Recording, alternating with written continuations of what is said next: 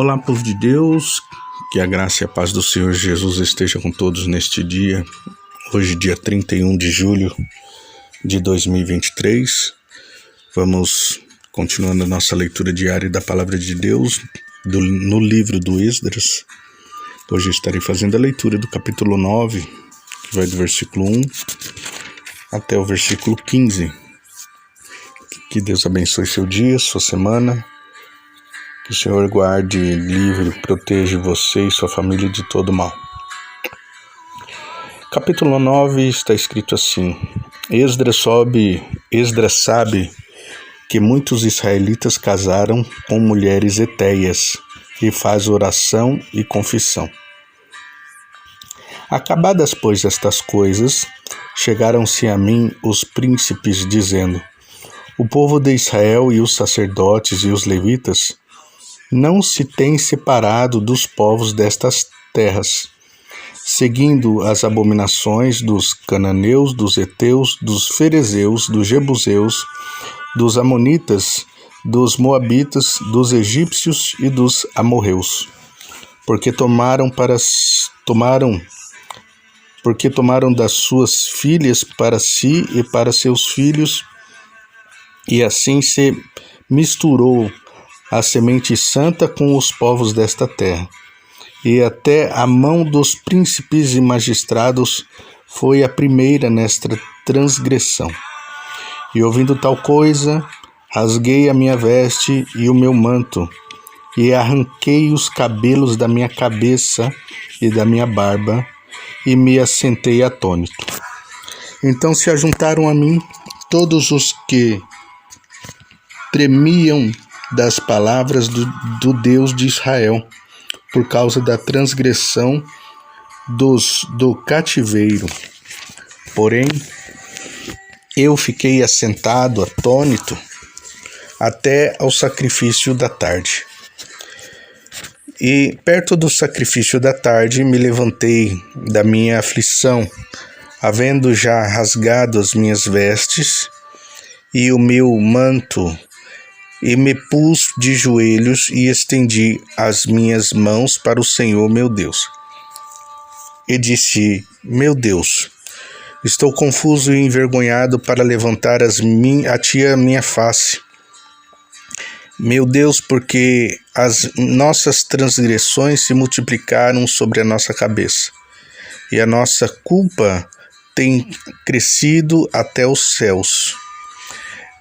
Desde os dias de nossos pais até o dia de hoje, estamos em grande culpa, e por causa das nossas iniquidades, fomos entregues, nós, os nossos reis e os nossos sacerdotes, nas mãos dos reis das terras, à espada, ao cativeiro, ao roubo e à confusão do rosto, como hoje se vê. Agora,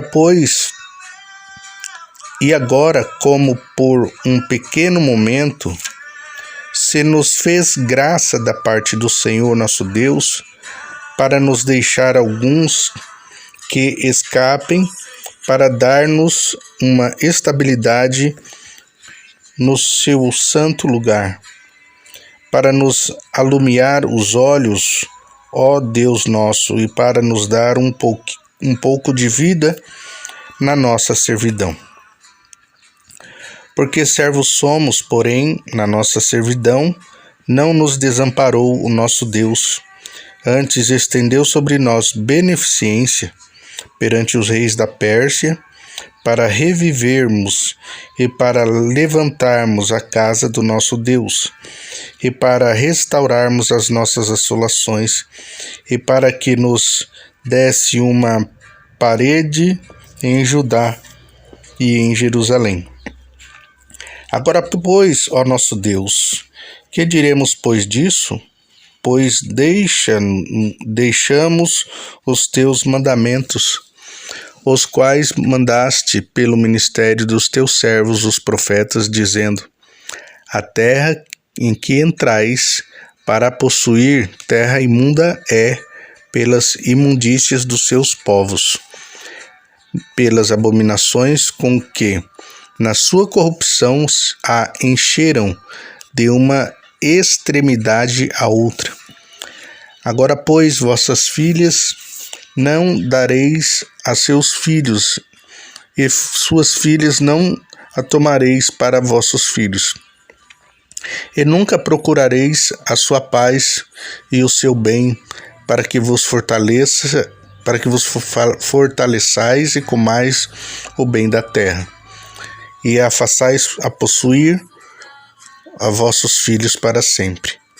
E depois de tudo o que nos tem sucedido por causa das nossas más obras e da nossa grande culpa, ainda assim tu, ó nosso Deus, estorvaste que fôssemos destruídos por causa da nossa iniquidade, e ainda nos desse livramento como este. Tornaremos, pois, agora a violar os teus mandamentos e a aparentar-nos com os povos destas abominações? Não te indignarás tu, assim nós até de todo nos consumires, até que não ficasse resto nem quem escapasse?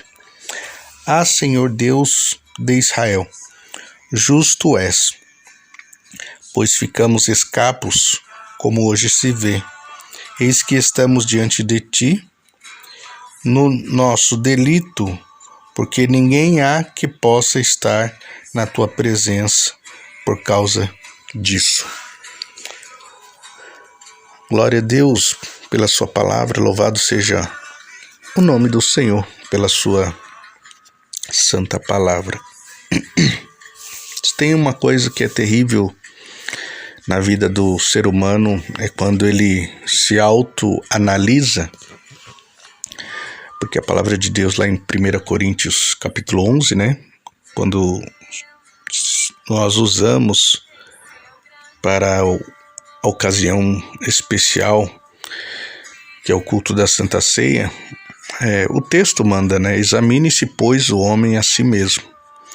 Então, quando nós nos autoanalisamos, com base, com ênfase aos ensinamentos da palavra de Deus, e numa comparação, olhamos para a palavra e olhamos para a nossa vida, pelo que estamos fazendo, pensando, praticando, e não está de acordo com aquilo que a palavra de Deus nos orienta, a tendência daquele que quer ter uma vida com Deus, que quer ter uma vida reta diante do Senhor, ele vai buscar, né, uma correção, ele vai buscar mudar seus hábitos, suas atitudes, seus pensamentos, porque o desejo do coração dele é andar em conformidade com a palavra. Então, quando nós realmente queremos viver em conformidade com a palavra, nós temos que realmente abrir mão de tudo que nos separa, que nos distancia da presença do Eterno. Aqui, Esdras está falando de todas as situações dos pecados, das iniquidades que o povo pecou, que os pais pecaram. Ainda tinha uma situação, e a continuação a pastora Maria vai estar dando amanhã, né, desse assunto, em que fizeram que Deus não mandou, né, Deus não autorizava, né, se envolver com mulheres, né, de outras etnias, de outros países, principalmente com culturas, com crenças e religiões e hábitos totalmente diferentes da religião monoteísta, né, que cremos que existe um só Deus, né, e Ele é o Deus Todo-Poderoso, que o Teu Espírito Santo trabalha nas nossas vidas e enviou Seu Filho unigênito para que todo aquele que nele crê, para todo aquele que em Jesus crê, não pereça, mas tenha a vida eterna. Então, tendo o entendimento e o discernimento desta ação, sabendo que Jesus veio para ser o Salvador, Ele é o elo de ligação entre o homem e Deus, nós precisamos andar em conformidade com a palavra de Deus. E quando Esdras descobre que ali os homens, não só do povo, mas alguns dos principais, sejam até homens magistrados, até príncipes, estavam fazendo essa transgressão, ele chega ao ponto de entrar num processo de indignação, de ira tão grande, porque uma coisa é quando você peca, você erra sem conhecer. E outra coisa é quando você peca, você erra sabendo, conhecendo, né, a palavra, as escrituras, né? Aquilo, por exemplo, os 10 mandamentos: não matarás, você vai e mata; não roubarás, você vai e rouba; não cobiçará a mulher do teu próximo, você vai e cobiça; não fará para ti deuses, imagens diante de ti, eu sou seu Deus, e a pessoa vai e faz. Então, quando você pratica tal ato, conhecendo a verdade, conhecendo a palavra, as consequências são mais terríveis. E a indignação de Esdras, porque eles estão num trabalho, num processo de reconstrução, tanto cultural, tanto social e principalmente espiritual. Então, o Senhor está trabalhando ali através dele, dos sacerdotes, em toda a nação, nessas 3 áreas, para a reconstrução não só das cidades, do templo, para a reestruturação das casas, mas sim, principalmente na reestruturação interior, né? Para voltar o elo de cultuar a Deus, de adorar a Deus, de servir a Deus com toda a tua alma, com todo o teu corpo, com toda a tua força, com todo o teu coração. Então, quando ele vê essa situação em que os principais ali estão transgredindo, ele chega ao ponto de arrancar os seus cabelos, rasgar suas vestes, arrancar os seus cabelos e arrancar a sua barba. Porque o povo muitas vezes peca consciente. E o pecado consciente tem consequências, às vezes, terríveis na vida do ser humano, e o ser humano não percebe. Quando nós pecamos consciente, nós estamos dando a legalidade total, abrindo um portal espiritual, totalmente liberado o acesso para que o inimigo da nossa alma possa fazer o que quiser nas nossas vidas em todas as áreas. Então, o mandamento do Senhor é para ser seguido. Bíblia é para ser vivida. E o problema é que as pessoas vivem nos seus conflitos, né? Não querem seguir a Bíblia, não querem viver de acordo com a Bíblia, querem até no sábado ali ou no domingo ir na igreja, mas durante a semana ou nas oportunidades que aparecem, querem fazer as obras da carne, os desejos da carne. E nós precisamos entender uma coisa muito séria que a palavra diz: santificação. Temos que buscar uma vida de santidade. Não é para ser melhor que ninguém, não é para ser maior que ninguém, porque sem santificação ninguém verá Deus. A santificação é o caminho mais curto para que nós possamos ter uma vida totalmente alicerçada, totalmente fixa ali na presença do Senhor, estruturada na presença do Senhor.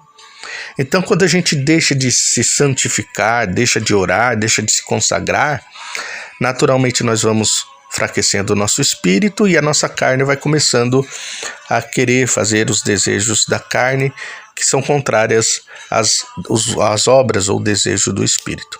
Então, indignação: examine-se, pois, você a si mesmo. Eu estou fazendo aquilo que agrada a Deus ou não? Eu estou andando conforme a vontade de Deus ou não? E o Espírito Santo de Deus, que convence o homem do pecado e do juízo, ele vai trabalhar na tua vida e te dar na sua mente a resposta correta. Se você não está, ainda dá tempo de mudar, porque Jesus te ama e tem uma obra na tua vida, tá bom? Que Deus abençoe o seu dia, que o Senhor te guarde, que o Senhor te livre e te proteja de todo mal. Mais uma vez, quem vos fala é o pastor Mateus, da Igreja Apostólica Sol da Justiça. Um abraço a todos, fiquem na paz do Senhor Jesus.